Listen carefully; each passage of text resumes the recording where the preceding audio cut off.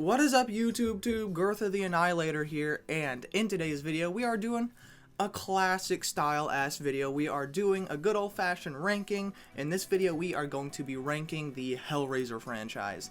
Now, I am a huge Hellraiser fan. The original Hellraiser is my favorite movie of all time, full stop. Period. And I am also a pretty big fan of a lot of the other movies in this franchise. So, safe to say, I have some very strong opinions on this topic. So, without further ado, let's get started. Okay, so coming in at number 11 is Hellraiser Revelations. Now, this should be a shock to absolutely nobody. If you're familiar with this franchise, this movie is just god-awful slop. Okay, so the bottom two on this ranking for me are the only ones that I genuinely despise, can't stand, and this is one of them. First things first, the Pinhead in this movie. Obviously, Doug Bradley does not play Pinhead in this movie. This is the first Hellraiser movie that does not feature Doug Bradley as Pinhead, and of the people that have played Pinhead other than Doug Bradley thus far, this is absolutely the worst. He has a weird, puffy, high cortisol ass face. It just does not look right with the Pinhead prosthetics. Absolutely should have picked someone better, but considering this movie's budget, this was probably just like some construction worker that was working next door and they were like, hey, want to be in a Hellraiser movie? That aside, every bit of acting in this movie is horrible. I don't think anyone gives a good performance. And something about the Hellraiser movie is, even if the movie is bad, at least you can look forward to some good Cenobite action, like at least some cool visuals. No, you don't even get that in this movie. Cenobites are in this movie for about like 5 minutes. And when you do get them, it's literally just dollar store Pinhead and 99-cent store Pinhead. That's all you get in this movie. 2 Pinheads in the same movie, and both of them are ass. What a disappointment. There's also some weird ass incest shit in this movie. When one of the only memorable things about your movie is that there's incest in it, clearly you got some fucking issues with your script. It also has a weird Halloween Resurrection style found footage like towards the beginning, which they probably only did just to save some money, because clearly found footage style is much cheaper than high quality film. But yeah, nothing happens in this movie, and when things do happen, it's fucking awful, terrible, dumbass foolery. So, on to the next. Debt is outstanding, and we seek payment. No. Next up, number 10, Hellraiser Hellseeker. Now, this one I hate almost as much as Hellraiser Revelations, just slightly less because at least we get Doug Bradley as Pinhead, but other than that, this movie has no redeeming qualities for me. This almost damn near ruins the character of Kirsty. She is the original final girl from the first 2 movies, so you'd think, oh, okay, this is going to be like a really cool comeback. This is going to be a good movie. No, it's awful, it's horrible. They really did Kirsty dirty with that writing. And everything else about the movie is just super basic. This is clearly, obviously, just another one of the Hellraiser movies that was originally a different script, probably like a drama, crime thing, and then they turned it into a Hellraiser movie, which, as you'll see on my list, sometimes that can be a good thing, like it can be turned into a good movie, but this one, it's not anything groundbreaking. The only interesting part about this movie is the fact that they bring back Kirsty, but of course, as you know, they fumbled that, so what do they have? What's left after that? Nothing. An ass movie, that's what's left. Next. Alright, these next 2 on the list are like intermediate ones. Like, I don't hate them, but I would never necessarily want to watch them again. Like, they're ones that I could easily get through when watching the series for this ranking, but not really ever have the desire to see again. So, my number 9 is Hellraiser Hellworld. This is literally just not a Hellraiser movie. This is not a Hellraiser movie. This is the least Hellraiser feeling movie of the Hellraiser movies. This is ridiculous. I'm not sure if this one was originally a different script turned into a Hellraiser movie, because I don't know what kind of movie it could have been if it wasn't, but still, it's not very good. It is absolutely such a product of its time, has that really trashy early 2000s straight-to-video horror feel, which I like. I absolutely love movies with that vibe, but I don't really think this one pulls it off well. This is the Jason X, this is the Freddy's Dead, this is the Halloween Resurrection, this is the Seed of Chucky, and some of those movies I just mentioned, I know are dumb as shit and stupid, but I still like them enough to rewatch them because they're fun. This one, it's not really like that. It's more of a Freddy's Dead where it's bad and that's it. It's just bad. I will say There are some bits of this movie that are like just fun, like it's just stupid fun. When you're watching the series in chronological order start to finish, a movie like this is pretty refreshing. It's a lot easier to get through than some of the other ones, even some of the other ones that are higher than this one. But still, it's just not a good movie. It's not a movie that's dumb enough that it's fun. It's just a bad movie. The only redeeming qualities would be, of course, Doug Bradley's Pinhead in this movie, and also we get Lance Hendrickson, which of course is a horror legend, and I'm a huge fan of him, so anything with him is fun to see. Other than that, not really a fan of this one. Next up, at number 8, we have Hellraiser Judgment. Now, Doug Bradley does not play Pinhead in this movie either, but the Pinhead in this movie is a million, billion, quadrillion times better than the Pinhead in Hellraiser Revelations. So at least there's that. This is also a very, very short movie, one of the shortest in the entire franchise. So it's also like Hellworld, where it's pretty easy to get through. But this movie is just gross. Like, this movie is just fucking gross. Listen, I will watch a guy get his face ripped into any day, but I draw the line at spit and vomit play. I'm sorry. I draw the line. And for some reason, there's a lot of that in this movie. I get it's like supposed to be like a trials thing where it has to go through different stages to see if the person is guilty and if he should go to hell or not. But they could have made it literally anything. I don't know why the writer had to make the stages of deciding if someone goes to hell or not fucking vomit and spit play. I mean, it just seems so random. It seems like he wanted it to be gross as shit, so he was like, oh, what's something that would really gross people out? Vomit and spit.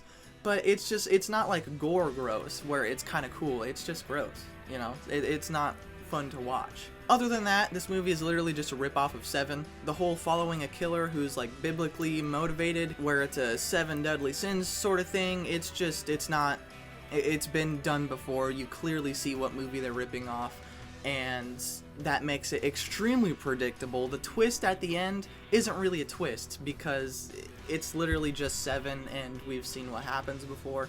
So yeah, it's not really a great movie, but it's one of the easier ones to get through. The Pinhead isn't as bad, and the Cenobite, the Auditor, he's actually really cool. He's become one of my favorite Cenobites. Any scene with him is really cool. He gets a lot of dialogue, which is shocking because Cenobites usually have little to no dialogue, and the dialogue he does have is like pretty fun and witty, and yeah, he's just overall a cool Cenobite, so I like him. Other than that, this movie, you could take it or leave it. Okay, from here on up are movies that I actually genuinely enjoy, so I will mostly have good things to say about the movies from here on up. Hellraiser Inferno is next up. Now, I have seen this movie twice. The first time I watched it, I was a lot younger, and I'm not gonna lie, I thought this movie was boring as shit, so safe to say I wasn't really a fan of this one that much. But I rewatched it for this ranking, and I was like, holy shit, this is actually a good-ass movie. It's kind of hard to get through. Like, it is a million times easier to get through a movie like Hellworld than it is this one, just because this movie has a really dark, dreary, depressing vibe, and the main character isn't a likable character at all. He's actually a very shitty guy, so it's not like you're necessarily rooting for him. So all that put together makes for a movie that's a bit harder to get through, which is why this one is lower. But other than that, this is a really, really interesting movie. This is the first in the franchise that was a separate script turned into a Hellraiser movie, and I think they did that very successfully in this one. It has a twist towards the end where his therapist sort of turns into Pinhead, and then it's this weird like mindfuck situation, which for once is a twist in this franchise that at least me personally, I didn't really see coming, so I thought that was cool. And it has one of the greatest finales in almost any of the Hellraiser movies, where he pretty much breaks the news to the main character that living through this over and over and over again, watching these people die, going through the same trials and tribulations with the box, is his hell. He's doomed to live the puzzle box the rest of his existence.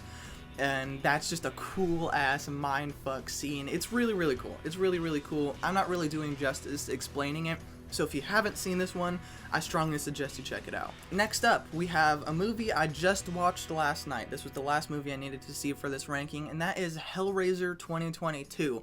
Now, I saw this when it came out, but I hadn't seen it since, so I forgot damn near everything in this movie. But this is a good-ass movie. This is the only Hellraiser movie, aside from the first 3, that genuinely feels big, grand, not like sort of cheap and dingy like most of the Hellraiser movies feel. I think that if you're having a Hellraiser movie, it needs to be big, grand, epic, because the Cenobites, they're biblical beings, technically. I mean, they're literal demons from a certain part of hell. Like, so it needs to feel big and grand, and that's what this movie is. This version of Pinhead is absolutely the best version of Pinhead we've got since Doug Bradley. Now, no Pinhead will ever beat Doug Bradley's Pinhead. But if we are going to continue down the route of having people play Pinhead who's not Doug Bradley, which I think that is the case since Doug Bradley's definitely getting up there in age, it should absolutely be Jamie Clayton's Pinhead. If we're gonna make more Pinhead movies, have it be Jamie Clayton. Maybe adjust the prosthetics a little. I think they went a bit too heavy. I think it's too much prosthetics and not enough of her face, because it sort of reminds me of Hellraiser Revelations Pinhead, where it's a bit puffy, but at least the performance is phenomenal. Now, the word aura is heavily overused nowadays, but if I could use that word to describe any horror villain in history, it would be Pinhead. Pinhead has genuinely the most aura. He has grand entrances, crazy monologues, and one-liners. He is the definition of aura, and no version of him since Doug Bradley has been able to give off that aura, the Pinhead aura. This version of Pinhead comes damn close. Every monologue she gives, or it gives, I know a woman plays Pinhead in this movie, but I think Pinhead is androgynous in this movie. I don't know. That's not the point. The point is, this version of Pinhead has the mystical aura that the original Pinhead has, or at least it comes very close to it. Like the scene where our main character is looking over like a river or something, and then she sees Pinhead just standing on the water, and then she looks to her side and Pinhead is somehow right next to her. Things like that in this movie are really, really cool, and I think they really successfully did Pinhead in this movie. And I love what they did to change up the lore of the puzzle box, how it has different configurations for different things you want for it, like lust, resurrection, things like that. I'm pretty sure there's like 7 different configurations, and you need sacrifices for it, so you can choose either to sacrifice yourself or sacrifice a handful of other people, so you kind of have options with it. I think that's cool. I like that they're trying to do new things with it and not just rehash the same shit we've seen for like 11 movies so far, or 10 at this point. It's really nice to see such a fresh take on the Hellraiser franchise, and it actually mostly succeed. Some of the Cenobites in this movie are really cool, obviously, other than Pinhead. I don't know any of their names, but there's one that I really, really like that reminds me of a mixture of Angelique and the female, where she has a pretty face like Angelique, but her neck is completely ripped open like the female. We also have a version of Chatterer in this movie, which is really cool. The Cenobites in this movie have sort of a slasher type vibe, where there's literally points where they're chasing people, trying to kill them like a classic typical slasher would. Be careful. Go home and get the gun. You fucking the hell out of me, bro. Now, I know some people don't like that, where they think they should just pretty much stand still and use nothing but their aura to kill people, which I'm fine with. Like, I think that's cool as shit too. But if you're gonna do a different take on the franchise, why not make it something like that, like where they're chasing people around? I don't mind that at all. As long as Pinhead isn't going crazy chasing people around, I don't care if the other Cenobites are, because I think Pinhead should be the only one that keeps that aura, where all it has to do is stand there and you know you're fucked. Yeah, I'm babbling on about this one a lot because I just watched it last night, but I think this is a great movie. If you haven't seen it, like if you're one of those people that have only seen the first few, or you only like the first few, if you're gonna give any of the ones in the franchise a shot, it should be this one. I think most people would like this one. Okay, next up we have the dark horse of the franchise, in my opinion. We have Hellraiser Deader. Now, most people have this pretty low on their list. I think this one gets too much hate. I think this is like Inferno, where it was originally a script that wasn't a Hellraiser movie, but successfully, in my opinion, turned into a Hellraiser movie. I think it's one of the freshest takes on a Hellraiser movie we've gotten. It reminds me of Hellraiser 2022 in that right, where Things about it do feel fresh. They try new things with like the whole debtors cult scenario where people have to kill themselves and be resurrected to be a part of this cult, and the leader of the cult is a descendant of the toy maker who made the puzzle box. It's a whole thing, and I think it's good. I think it's cool. The only thing I wish we got in this movie was more Pinhead. He's barely in this movie. He's barely in a lot of the later movies, but I think of any of the later movies, I think he should have been in this one the most, considering that the main villain is a descendant of the people who created the box, which means that Pinhead probably should have more of a closer tie to it, if that makes any sense. But the ending we do get with Pinhead is really, really cool. He kills like, what, 8 people in one swoop of the hand, and then he tears the dude in two like in the original. It's really, really fucking cool. And the lead woman in this movie is, in my opinion, the best final girl in the entire franchise. Even better than Kirsty. I know people like Kirsty. I like Kirsty too, hey! But I think the final girl in this movie gives a very good, very convincing performance that is extremely overlooked in this franchise. This movie also has a very dark, gothic vibe, which I love. I think for a Hellraiser movie that really fits. It feels very a product of its time as well. It feels like a cheap, gothic 2000s straight-to-video horror movie, but I think they do it right. I think it feels good for this movie. And yeah, I think this movie is just overhated, underpraised. If you haven't seen this one, I'd say give it a shot. Next. Okay, now we're getting up to the upper echelon of the Hellraiser franchise, the top 4. Now, I know some people have this movie at their number 1, which I don't. I still like it, but it's not my number 1. It's going to be Hellraiser 2. Now, don't get me wrong. I do love this movie. I have plenty of good things to say about it, but the reason why it's not much higher on the list is because of what they do with the Cenobites in this movie. Now, I don't mind if they die, but they get killed off like nothing, like easy light work, which I think is sort of disrespectful to the Cenobites. Like, I know Clive Barker didn't intend for them to be the main villains of the franchise, but by this point, which even though it's only the second one, but by this point, they were. People were here to see the Cenobites, and the fact that they got killed like that, like nothing, by some fucking penis monster Cenobite, I wasn't really a fan of. Dr. Channard, I hate him. He's one of my least favorite characters in this franchise. I don't like him as a human. I don't like him as a Cenobite. He's really hard to watch for me. I've never been a fan of him. I do like Julia, though. We get Julia back. I think the actress that plays Julia always gives a great performance as her. And I think the Cenobites make one of the coolest, most grand entrances of all time, where the girl that solves puzzles opens the box, the walls open, Pinhead comes out, and he says something like, "It's not hands that summon us. It is desire." And he looks at Dr. Channard and Julia. It's a really, really cool scene. We also have a new actress playing the female in this movie. Now, visually, I don't like her as much as the original female. I like the original female a bit more when it comes to the looks. I think I like the female a bit more ghastly, a bit more gaunt looking, ghostly.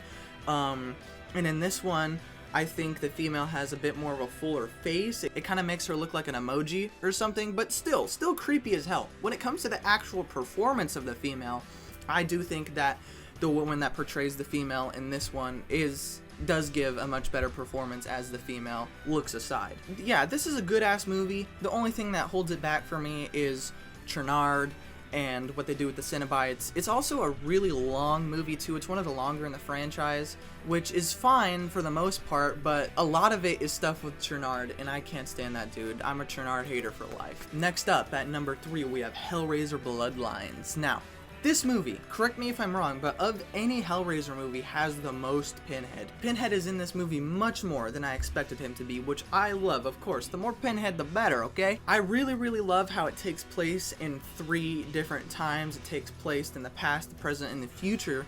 And on paper, that seems pretty ambitious. You know, you'd wonder, like, are they really going to be able to pull that off? And they do. They pull it off really, really good. We also get the introduction of Angelique, which I guess to the lore is the very first Cenobite. Correct me if I'm wrong, but I'm pretty sure that's the case. And she's a cool ass Cenobite. She has her fucking scalp ripped off, but her face is like still all done up, looking like an average goth chick you'd see on your TikTok For You page. She looks cool as hell. I wish we could have got more of her as a Cenobite once she actually turns into an official Cenobite, like with a look. We don't really see much of her. She doesn't really do much. And we don't get her in any other movies, so that kind of sucks. But still, what we do get of her is really, really cool. And even though this is also one of the longer Hellraiser movies, it doesn't feel long at all. Now, while Hellraiser 2, even though it's a great movie, it can drag a bit at times, at least in my opinion. This movie, not at all. It doesn't feel like it drags at all, and I think it's because they so successfully do the 3 different points in time. It almost feels like 3 different little short films all put into one, which I think is really, really cool because it gives you the opportunity for different kills and different things to do with Pinhead, like towards the end where the robot opens the puzzle box and then it fucking explodes.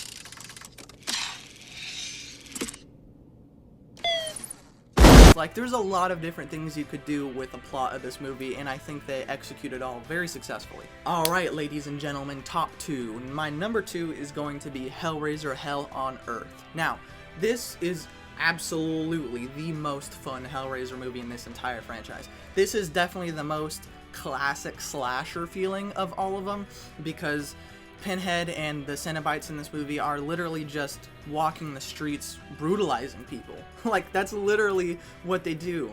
There is barely any like opening of the puzzle box type scenes where you open the puzzle box, the walls turn blue and they appear. That doesn't really happen in this movie. Pinhead is here, he came, he saw, he conquered. Like, he just destroys people's asses in this movie, which I think very fun, very entertaining.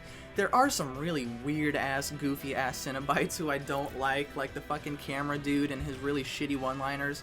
That I don't really like, but for every bad Cenobite, we get a good Cenobite. Like, we have CD and Barbie. I think those are 2 really cool Cenobites. We also get the crazy-ass bar scene where he kills, like, hundreds of people at once. This movie also has a banger-ass soundtrack with Lemmy and the Gang, Motorhead's Hellraiser. That is one of, if not the best, metal songs made by a metal band for a horror movie. That song goes crazy hard. We also have Armored Saint in this movie, which I'm not a crazy fan of, but the song they play in this movie is really, really cool. Hanging Judge. That's a good song. And when it comes down to the actual plot, I think it is very good as well. I like how we get very personal with the final girl. We learn her past with her dad in the war. We learn her struggles, her traumas, things like that. So yeah, this is just a fun-ass movie. This is the most rewatchable in the entire franchise. This is the one I've seen the most in the entire franchise, that's for sure. The bar scene, the scene where they're walking the streets, the scene where Pinhead fucking kills the priest and blows up the church. Like, nothing but good shit in this movie. Nothing but good ass shit. In my number 1, I mean, is anyone surprised what number 1 is? The original Hellraiser is my favorite movie of all time, like I said. There's just nothing about this movie that can be replicated, even in the second one. Like, there's such a dreamy, gothic, whimsical feeling about this movie that just hasn't ever been replicated since. We got the classic lineup: Chatterer, Pinhead, Butterball, and the female. All amazing, top-tier Cenobites. This movie is super artsy feeling and visualistic while still feeling like a classic 80s horror movie. Like, it doesn't feel like some kind of pretentious bullshit, but it also has that very artistic flair where you can tell that the director, Clive Barker, he definitely had a specific vision for this movie. He wanted specific visuals, and it definitely sets the mood for this movie. I mean, the second they step foot in that house, you can tell how gross, nasty, and dirty it is, and you can tell that they shouldn't be there. Something bad is going to happen the longer they're in that house. The main villains in this movie, of course, aren't necessarily the Cenobites. It's Frank and Julia. Man, they are some evil-ass bitches. This movie does a great job of getting you to hate Frank and Julia. They are just gross. When Frank comes out of the closet while Julia and Kirsty's dad are, you know, getting it on, and he just stands there, stares at them, cuts a rat in half, and walks back into the closet like nothing just happened. That's some gross ass shit. it feels unnecessary, but it is necessary. It sets the mood for the movie, it sets the tone, it sets the vibe, and it just makes for an overall creepy, great horror movie experience. I could genuinely make an entire video just talking about this movie because it literally is my favorite horror movie of all time, but I won't. You guys know, I love this movie. It's my #1. Okay, ladies and gentlemen, if you made it to the end of the video, thank you. Please click all the links down below, my TikTok, my Instagram. If you liked what you saw here, I have more videos up. I have more videos coming. And yeah, thank you for watching. I'll see you next time. Bye!